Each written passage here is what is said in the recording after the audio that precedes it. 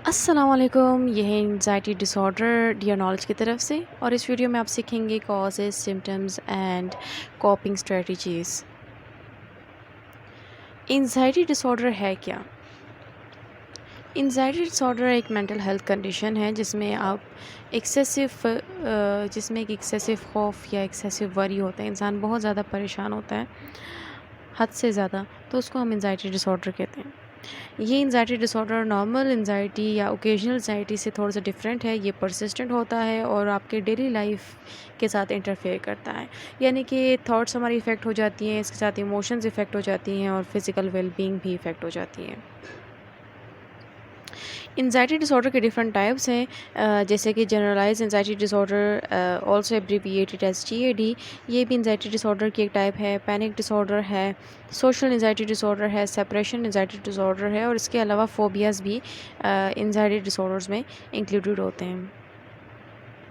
Anxiety disorder के कुछ common symptoms हैं, जिसमें कांस्टेंट वरी और फियर है। जिस बंदे को एंजाइटी डिसऑर्डर होता है वो ज़्यादातर परेशान होता है, उसको खौफ सा महसूस हो रहा होता है and he is always worried about things and the people. इसके अलावा इसमें जो सिम्टम्स आती हैं, रैपिड हार्ट बीट है या पल्पिटेशन है और रेस्टलेसनेस है या फीलिंग ऑन एज है, बेचैन होता है, बेसुकूनी होती है। इसके अलावा जिस शख्स को एंजाइटी डिसऑर्डर होता है उसको किसी भी चीज़ पे फोकस करना या कंसंट्रेट करना बड़ा मुश्किल होता है। और इसके अलावा स्लीप डिस्टर्बेंस की भी कंप्लेंट्स आती हैं एंजाइटी डिसऑर्डर वाले बंदे से। इसके कुछ कॉजेज़ और रिस्क फैक्टर्स हैं, जैसे कि जेनेटिक एंड फैमिली हिस्ट्री भी है। फैमिली हिस्ट्री में अगर एक स्पेसिफिक एंजाइटी डिसऑर्डर चलता आ रहा है तो वो भी इसका एक फैक्टर है। इसके अलावा ट्रॉमा या स्ट्रेसफुल इवेंट से अगर कोई शख्स गुजरा हो तो उसको भी एंजाइटी डिसऑर्डर हो जाता है। Substance abuse can also lead to anxiety disorder. Chronic mental health condition भी एंजाइटी डिसऑर्डर में अपना एक किरदार अदा करती है। इसके अलावा ब्रेन केमिस्ट्री है, पर्सनालिटी है, जो कि एंजाइटी डिसऑर्डर में यानी कि अपना एक रोल प्ले करती हैं। अब एंजाइटी डिसऑर्डर का डेली लाइफ पे क्या इम्पैक्ट होता है उसके बारे में आप सीखेंगे कि जिस शख्स को एंजाइटी डिसऑर्डर होता है, नॉर्मली वो अपने वर्क स्पेस में या वर्क लाइफ में या अपनी स्कूल परफॉर्मेंसेस में हमेशा स्ट्रगल कर रहा होता है। कोई भी चीज़ उसे ठीक से नहीं हो रही होती, या तो वो बहुत ज़्यादा हर एक चीज़ के बारे में ओवर वरीड हो जाता है, परेशान हो जाता है कि ये काम मैं कैसे करूँगा, वो काम मैं कैसे करूँगा। अगर स्कूल लाइफ है या स्कूल परफॉर्मेंसेस है तो उसमें भी सही से परफॉर्म नहीं कर पा रहा होता है, या अगर टेस्ट आ जाता है तो उसके लिए बहुत ज़्यादा परेशान हो जाता है, उसको एक डर सा फील हो रहा होता है। या अगर वर्क स्पेस है तो कोई भी टास्क आने से पहले ही उसने परेशान होना शुरू हो जाना है और यानी कि स्ट्रगल कर रहा होता है नॉर्मल रूटीन में या वर्क या स्कूल परफॉर्मेंस में। इसके अलावा अवॉइडेंस बिहेवियर भी इशूज़ होते हैं इन लोगों के। डिफ़िकल्टी मेंटेनिंग रिलेशनशिप्स, ये भी एंजाइटी डिसऑर्डर वालों को अक्सर रिलेशनशिप मेंटेन रखने में डिफ़िकल्टी होती है और ऐसे लोगों की जो लाइफ होती है वो बड़ी लोअर क्वालिटी ऑफ लाइफ होती है। डायग्नोसिस में इसके आ सकते हैं psychological evaluation by mental health professional. Obviously जब साइकोलॉजिकल इवैल्यूएशन करेंगे तो वो मेंटल हेल्थ प्रोफेशनल्स ही करेंगे। कोई आम इंसान, कोई आम शख्स इतने अच्छे तरीके से साइकोलॉजिकल इवैल्यूएशन नहीं कर सकता एक एंजाइटी डिसऑर्डर वालों की, जैसे एक मेंटल हेल्थ प्रोफेशनल करता है। इसके अलावा डायग्नोसिस के लिए एक चीज़ जो रिकमेंड की जाती है वो है यूज़ ऑफ डायग्नोस्टिक टूल्स, जैसे कि DSM-5 हो गया डायग्नोसिस के लिए। और इसके अलावा ruling out physical causes through medical test.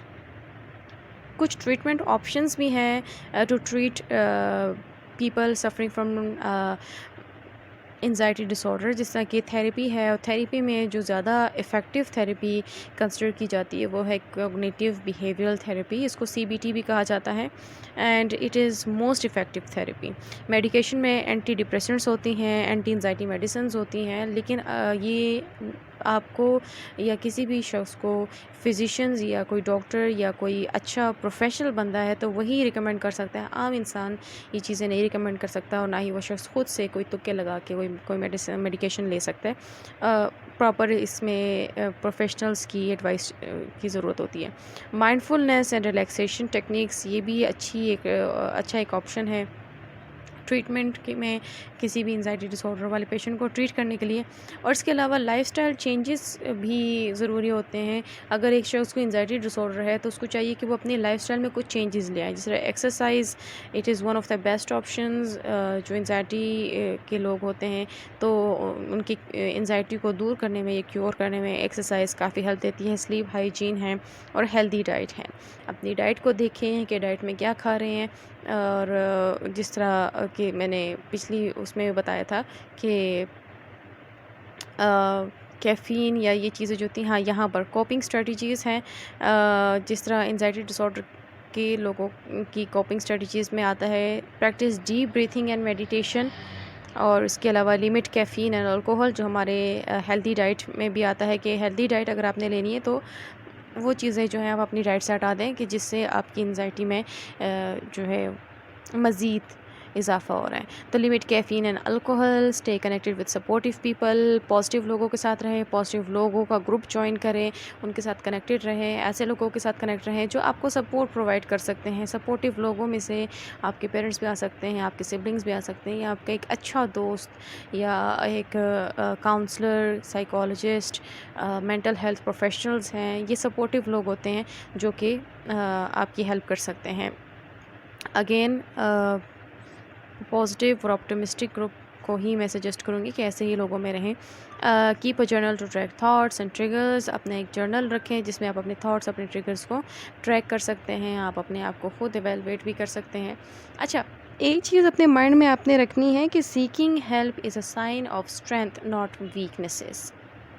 अगर आप हेल्प मांग रहे हैं या कोई भी एंजाइटी डिसऑर्डर वाला बंदा है तो उसको ये बात रियलाइज़ करवाएं कि if he seeking help, this is not his weaknesses. वो कोई कमज़ोर बंदा है, sign of strength that you are trying to improve yourself. आप खुद कोशिश कर रहे हैं कि आप इस मसले से बाहर निकल आएँ। तो एंजाइटी कॉमन है और ट्रीटेबल है। लाइलाज बीमारी नहीं है कि हम कहें कि बस इसका कोई हल नहीं है, इसका कोई जो है सॉल्यूशन नहीं है। नो, एंजाइटी कॉमन है, हर किसी को एंजाइटी होती है। हर कोई किसी न किसी एंजाइटी से जो है वो यानी कि फेस कर रहा होता है। तो again it is treatable and seeking help is a sign of strength, not weaknesses. तो ये थी आज की वीडियो। और इस तरह मज़ीद इंफॉर्मेटिव वीडियोस के लिए हमारे चैनल को सब्सक्राइब करें, वीडियो को लाइक करें और अपने फैमिली मेम्बर्स और फ्रेंड्स के साथ शेयर करें, बिकॉज़ शेयरिंग इज़ केयरिंग। और तब तक के लिए अल्लाह हाफ़िज़।